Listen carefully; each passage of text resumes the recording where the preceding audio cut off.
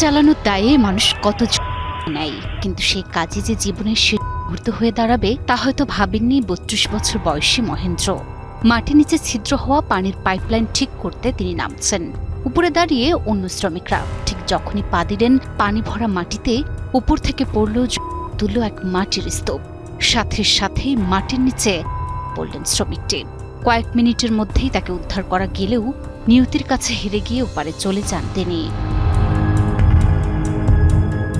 শনিবার ২৫ এপ্রিল ভারতের উত্তরপ্রদেশের আলিগড়ের রেলওয়ে রোড এলাকা। প্রতিদিনের মতোই চলছিল পৌর কর্পোরেশনের অধীনে থাকা পাইপলাইন মেরামতের কাজ। ৩টি লিকেজের মধ্যে ২টির কাজ শেষ হয়েছিল সফলভাবেই, কিন্তু তৃতীয় লিকেজটি মেরামত করতে যখনই মহেন্দ্র গর্তের ভেতরে পা রাখলেন, ঠিক তখনই উপর থেকে পড়ল যমদূত তুল্য এক বিশাল মাটির স্তূপ। সাথে শ্রমিকরা চোখের সামনেই দেখলেন মহেন্দ্রর যাওয়া।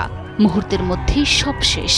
উদ্ধারকারী দল কয়েক মিনিটের মধ্যে তাকে মাটি খুঁড়ে বের করে আনলেও নিয়তির নিষ্ঠুর পরিহাসে মহেন্দ্র ততক্ষণে পাড়ি জমিয়েছেন না ফেরার দেশে। এই ঘটনায় এলাকায় শোকের ছায়া নেমে এসেছে।